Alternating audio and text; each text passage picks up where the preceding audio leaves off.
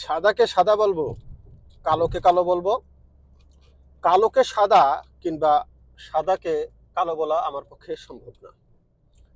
Anyway, যারা যারা দেখছেন সবাইকে আমার আন্তরিক শুভেচ্ছা এবং ভালোবাসা।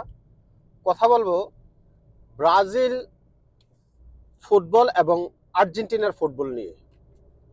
প্রসঙ্গটা এসে গেছে কারণ হচ্ছে ব্রাজিল যেহেতু কোপা আমেরিকার, আমার সাউন্ড কি ক্লিয়ার? I think no.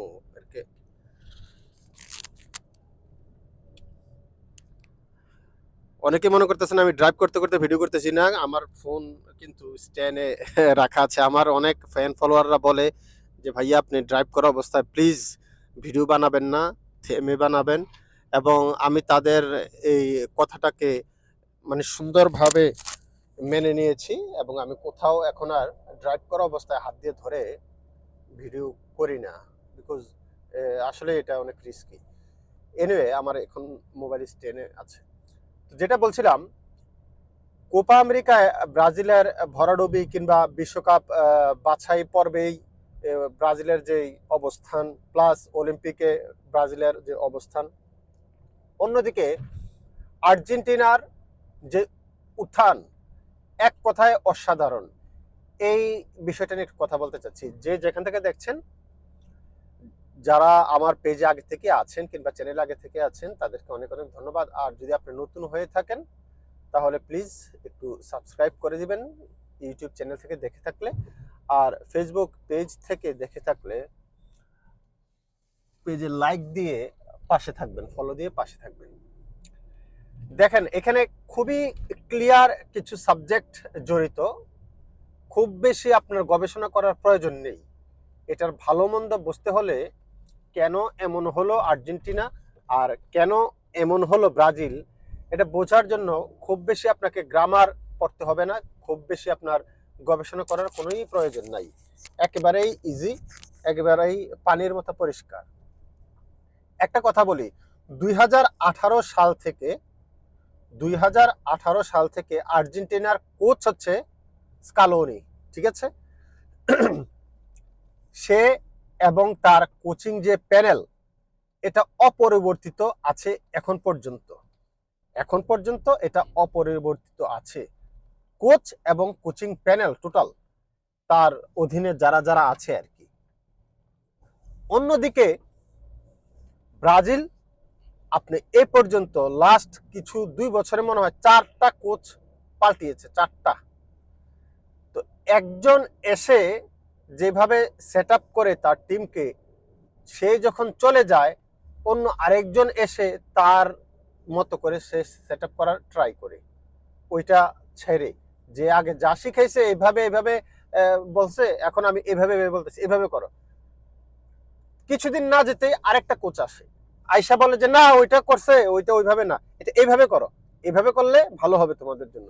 যার কারণে কি কোচ এবং কোচ যে প্যানেল, কোচিং যে প্যানেল, তারা সবসময় চেঞ্জ হচ্ছে, তাদের মেন্টালিটি চেঞ্জ হচ্ছে এবং সাথে সাথে প্লেয়াররা এটা নিতে পারছে না যে কন্টিনিউ একটা, যদি একটা কোচের অধীনে থাকতো তাহলে এটা যেভাবে নিতে পারতো, যেহেতু চেঞ্জ হচ্ছে সেহেতু তারা নিতে পারছে না। পক্ষান্তরে আর্জেন্টিনা, স্কালোনিকে প্রথম অবস্থাতেই ম্যারাডোনা বলছিল যে, একটা কথা আপনারা সবাই জানেন, ম্যারাডোনা স্কালোনিকে পছন্দ করে নাই।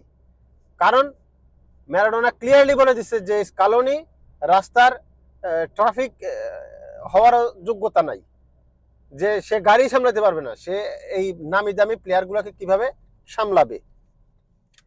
তবে সেই কথার প্রেক্ষিতে স্কালোনি কিছু বলে নাই, বাট স্কালোনি সবকিছু করে দেখিয়েছে যে কি সম্ভব কি সম্ভব না তার পক্ষে। দেখেন, সেই 2021 সালে যে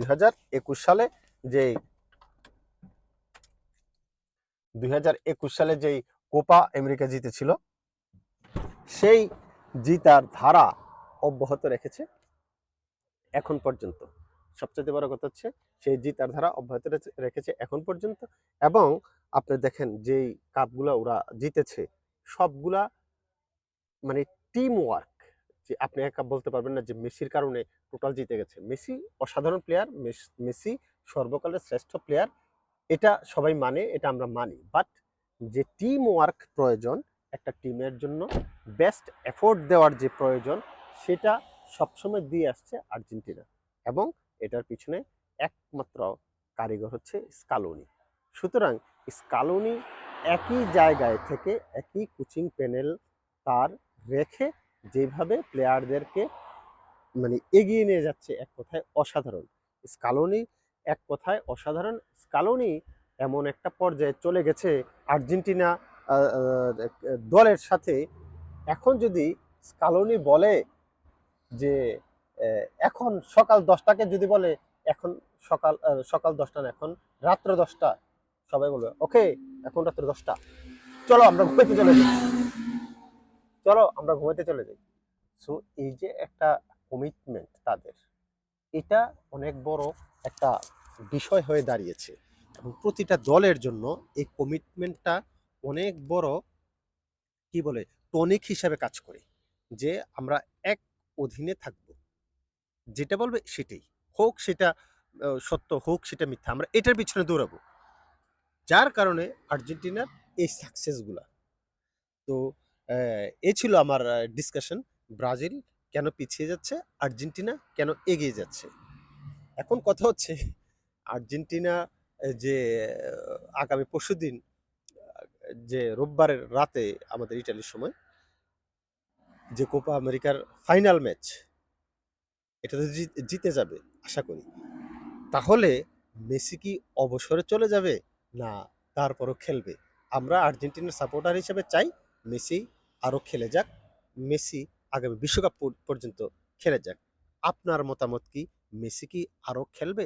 আর কমেন্ট বক্সে জানাতে পারেন যে কোপা আমেরিকায় আর্জেন্টিনা জিতবে কিনা। সবাই কমেন্ট করতে ভুলবেন না।